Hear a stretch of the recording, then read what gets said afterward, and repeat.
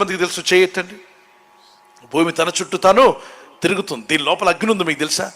భూమి మధ్యలో కోర్ భాగంలో అగ్ని మండుతుందట. నార్త్ సైబీరియాలో ఆ రష్యా వాళ్ళు, ప్రపంచంలో అమెరికా వాళ్ళు చంద్రమండలంలోకి వెళ్తే మనం భూమి కిందకి వెళ్ళి చూద్దాం ఏం జరుగుతుందని చెప్పి డాక్టర్ అజాకో అనేటువంటి సైంటిస్ట్ దేవుడిని నమ్మడు, దయ్యాన్ని నమ్మడు. అతనికి దేవుడు, దయ్యం అన్న నరకము పరలోకమన్న నమ్మకం లేదు. నాస్తికుడు, ఒక కమ్యూనిస్ట్. అతని ఆధ్వర్యంలో అక్కడ డ్రిల్లింగ్ జరుగుతుంది. మామూలుగా పంపు, మన వాటర్ వచ్చే డ్రిల్లింగ్ మిషన్ కాదు, అది పెద్ద ఎన్నో అడుగులు వెడల్పు కలిగినటువంటి దాన్ని డ్రిల్ చేస్తూ ఉన్నారు.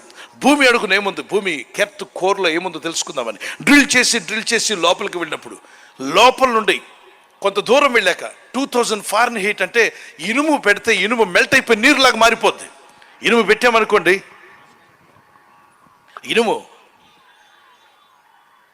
ఇనుముని ఒక స్టీల్ వస్తువుని తీసుకువెళ్ళి మనం అందులో వేస్తే, ఇలా వేసామనుకోండి నీళ్లులాగా అయిపోద్ది. అంత హీట్ ఉందట. ఎక్కడ? భూమి కిందకి వెళ్ళే కొలది అంత హీట్ ఉందే. ఇంత వేడుందా?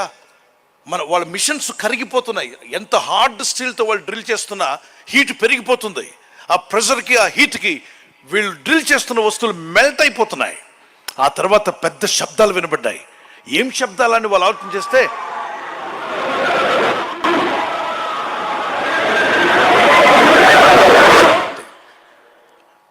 ఇక తర్వాత మనం తెలుసుకుందాం. ఆ శబ్దాలు వారు వింటున్నప్పుడు, అరే ఏమిటి శబ్దాలు? కొందరు అనుకున్నారట, ఏవో మన మిషన్స్ అరుస్తున్నాయని. మిషన్ మనుషులాగా ఎందుకు అరుస్తాయి? కిచి సౌండ్లు వస్తాయేమో కానీ అది మెల్ట్ అయిపోయే వేడి అక్కడ అరవడం ఏంటి, అరుపులు వస్తున్నాయి ఏంటని వాళ్ళు డ్రిల్లింగ్ మిషన్స్ అన్ని ఒక పక్కకు పెట్టి వారు రికార్డ్ చేసి ఆ శబ్దం ఏంటో వినడానికి ల్యాబొరేటరీలో కూర్చొని సైంటిస్టులు వినడానికి ప్రయత్నం చేస్తే, ఒక ప్రాంతంలో జనాలందరూ ఇల్లు కాలిపోతే ఎలా ఏడుస్తారో, ఇళ్లకు నిప్పట్టుకున్న, ఒంటికి నిప్పట్టుకున్న ఎలా అరుస్తూ కేకలేస్తారు స్త్రీ పురుషులు, అలాంటి అరుపులు, కేకలు వినబడుతున్నాయి. ఒరే బాబు, ఇదేంట్రా ఇంత కేకలేస్తున్నారు? అసలే మనుషులు ఎలా వెళ్తారు? అక్కడ ఇనుమే కరిగిపోయేంత హీట్లో మనిషి ఎలా ఉంటాడు? ఎందుకంటే ఈ మనుషుడు దేవుడిని నమ్మడు, పరలోకాన్ని నమ్మడు, నరకాన్ని నమ్మడు, అలాగే ఆత్మలు ఉన్నాయని నమ్మడు. అలాంటి వాడికి పెద్ద సమస్య ఏర్పడింది.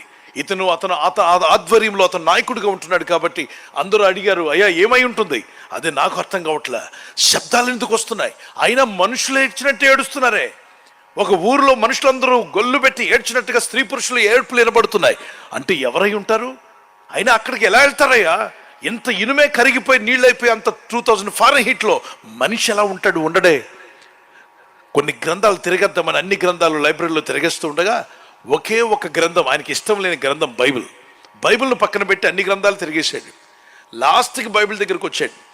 బైబిల్లో పాత నిబంధన మొదలుకొని క్రొత్త నిబంధన వరకు అనేక మార్లు ఈ జీవం గల దేవుడు చెప్పాడు, నా బిడ్డలారా, మీ ఆత్మను నరకానికి పంపుకోకండి, బ్రతుకుండగానే ప్రయాసపడి భారమోస్తున్న సమస్త జనమ నా ఎద్దుకు రండి, నేను మీ పాపాలు క్షమిస్తాను, పాతాళానికి పోకుండా మీ ఆత్మలు తప్పిస్తాను.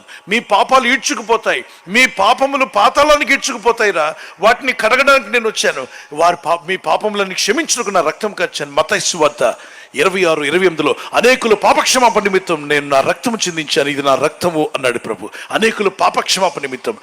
ప్రకటన 1:6లో నా రక్తం వల్ల మిమ్మల్ని పరిశుద్ధపరుస్తాను, పాతాళానికి పోకుండా, నరకానికి పోకుండా తప్పించబడతారు. మరి నరకం గురించి ఉందా అంటే యెషయా 66:24 అక్కడ అగ్ని ఆరదు, పురుగు చావదని ఉంది. అది చదివినప్పుడు అరే ఇది నిజమేనే. ఈ డాక్టర్ అజాకో, ఈ యొక్క సైంటిస్ట్, ఈ నాస్తికుడు అంటున్నాడు ఇది నిజమేనే.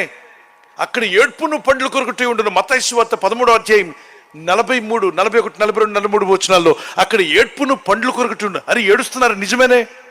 మత్తయి సువార్త 25:41 అవి దెయ్యాల కొరకు చేసింది, నరకం మనుషుల కోసం కాదు. మరి మనుషులు ఎందుకు వెళ్తున్నారు? దెయ్యాల పనులు చేస్తున్నారు, దెయ్య పనులు చేస్తున్నారు. ఎక్కడండి మనుషులు దెయ్య పనులు ఏం చేశారు? అక్రమం, దెయ్యాల పనులు, అన్యాయం, అవినీతి కార్యాలు, అంధకార క్రియలు, మోసం చేయడం, సంపడం, నరహత్య చేయడం, పొరుగు వారిని తిరస్కరిస్తేనే పాపం అని బైబిల్ చెప్తుంది. ఒక వ్యక్తిని నిలబడితే పో అన్నావు అనుకో, పాపం అది. ఆ మాట పాపం చేసినట్టే. పొరుగు వారిని తిరస్కరించకూడదు నువ్వు. అతను కూడా దేవుని చేత కలుగు చేయబడిన వాడు, వారికి వేలు ముద్ర ఇచ్చిన వాడు, పైన ఉన్నవాడు. అతను క్షమించు కానీ అతన్ని పో అని తిరస్కరించకూడదు. పొరుగు వాడిని తిరస్కరించేవాడు, ఒక స్త్రీని, ఒక పని మనిషిని, ఒక ఇంట్లో వ్యక్తిని తిరస్కరిస్తున్నావంటే బయట ఉన్న వారిని కానీ, భర్తను కానీ, భార్యను కానీ, వాళ్ళు చేసిన సృష్టికర్తను తిరస్కరిస్తున్నావు. భేదవాడిని అసలే మనొద్దన్నాడు.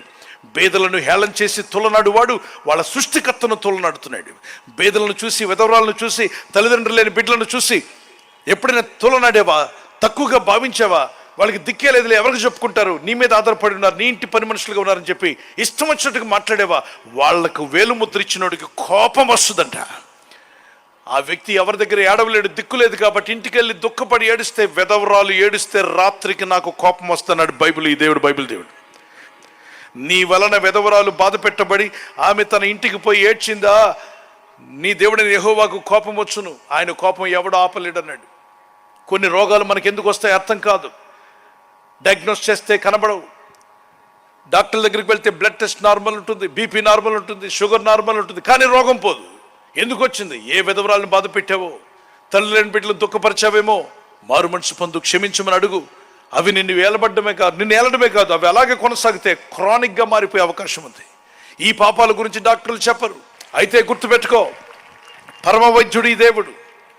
డాక్టర్ కావాల్సిందే. ఏ డాక్టర్కైనా పరమ డాక్టర్ యొక్క అవసరం ఉంది. అప్పుడు డాక్టర్ అజోకో అన్నాడు, ఇదేదో తేడాగా ఉందే, ఈ బైబిల్లో చెప్పినట్టుగా నరకం ఉందే. ప్రకటన గ్రంథం 20:15 జీవగ్రంథమందు ఎవని పేరైన రాసి ఉండకపోతే వారు అగ్ని గంధకములతో మండుచున్న గుండంలో పాలు పొందుతారని రాసింది. ప్రకటన 21:8 రాసింది, అసహ్యులు, పిరికివారు, ప్రభుని నమ్మడానికి పిరికితనం ఎందుకు? అయ్యా, ఎవరిని ఏమని అనుకుంటారు? మరి సినిమాకి వెళ్ళినప్పుడు ఎవరిని ఏమని అనుకుంటారని అనుకున్నావా? మందు తాగినప్పుడు అనుకున్నావా? సిగరెట్ తాగినప్పుడు అనుకున్నావా? కైని తిన్నప్పుడు అనుకున్నావా? నీ ఇష్టమైన పనులు చేసినప్పుడు ఎవడు పర్మిషన్ లేకుండా చేసావుగా. ఇప్పుడు నీ ఆత్మకు రక్షణ, మంచి మార్కులకు వస్తున్నావు, నీతి మార్కులకు. ఇప్పుడు ఊరందరూ పర్మిషన్ నీకెందుకు? నువ్వు చెడు చేసినప్పుడు ఎవరు పర్మిషన్ తీసుకోలేదే. మంచి చేస్తున్నావు, నీ ఆత్మకి రక్షణకు, రక్షకుడిని పొందుకుంటున్నావు. ప్రార్థన ఎవరు పర్మిషన్ అవసరంలా. బాప్టిజం ఎవరో పర్మిషన్ ఇవ్వనక్కర్లా. నీ ఆత్మకు సంబంధించింది అది. నువ్వు నమ్ముతున్నావు. మీ సేవకులను అడగండి. ఈ సభలు అయిన తర్వాత నేను నమ్మి ప్రభు మార్గంలో జీవించాలని ఆశపడుతున్నానని ఆశ కలిగిన వారు తీర్మానం తీసుకున్న ఈ రాత్రి ఇంటికి వెళ్ళిన తర్వాత మీ సేవకులను అడగండి, అయ్యా నేను నమ్ముకున్నాను ప్రభుని, పలానా మీటింగ్లో నాకు బాప్తిసం ఇస్తారని అడగండి. ఎందుకంటే రథంలో వెళ్తున్న ఫిలిప్, అక్కడ ఒక వ్యక్తి సువార్త చెప్తుంటే అక్కడ మంత్రి గారు అంటారు, బాబు ఆగు, మీరు చెప్పే మాటలు నాకు అర్థమైపోయాయి, మీరు చెప్పే మాటల్లో జీవం ఉంది. ఆ ప్రభు నాకు కావాలి, నా ఆత్మకు కూడా రక్షణ కావాలి, నా ఆత్మ నరకానికి వెళ్ళొద్దు, పాతాళానికి వెళ్ళొద్దు, నా పాపాలు కూడా క్షమించబడాలి, నాకు బాప్తిసం ఇస్తారా అని అడిగాడు. ఏమర్థమైంది? ఒక్క 15 నిమిషాలు వాక్యం చెప్తాను అర్థం చేసుకున్నాడు. ఆ విధంగా అర్థం చేసుకుని రాత్రి అంటే వెళ్తున్న మార్గంలోనే రథం నిలుపుమని ఆజ్ఞాపించి, అదిగో నీళ్లు, బాప్తిసం ఇవ్వడానికి నాటకం ఉందా అని అడిగాడు. 8వ అధ్యాయం అపోస్తల కార్యం 29-39 వరకు. వెంటనే నీళ్ళలోకి దిగి బాప్తిసం పొందుకుని బయటకు వస్తుండగా గొప్ప సంతోషం అట. ఆ పాపక్షమాపణ పొందాడేమో, గొప్ప సంతోషంతో అధికారి రథమెక్కి గుడ్ బై చెప్పాడు ఆ పాస్టర్ గారికి, అదే ఎవాంజలిస్ట్ గా, థ్యాంక్ యూ, దేవుని రాజ్యంలో అడుగుపెట్టే కృప నాకు దేవుడు దయచేశాడు. ఆ తర్వాత తన మార్గంలో వెళ్ళిపోయి తన దేశంలో సువార్త చెప్పాడు అతను. దేవుని ప్రజలారా, ఈరోజు వాక్యం వెంటనే మీరు ఇంకా నమ్మి బాప్తిసం పొంది ఉండకపోతే ప్రభునామంలో మీ సేవకుని అడగండి, ఏ చర్చికి వెళ్ళాలండి, ఏ చర్చికి వెళ్ళాలి, ఎవరు పాస్టర్ గారు, ఎవరు కరెక్ట్ అయిన చర్చ్ అన్నట్లయితే యేసుక్రీస్తే కరెక్ట్ అయిన సేవకు. ఆయన పాస్టర్ గారు, ఆయన మించిన పాస్టర్ గారు లేరు ఈ ప్రపంచంలో. ఆయన పరిశుద్ధుడు, పవిత్రుడు, నేను ఎంతో ప్రేమిస్తున్నాడు. ఆ ప్రభు అయిన యేసు నీ కొరకు రక్తం కార్చి ప్రాణం పెట్టాడు.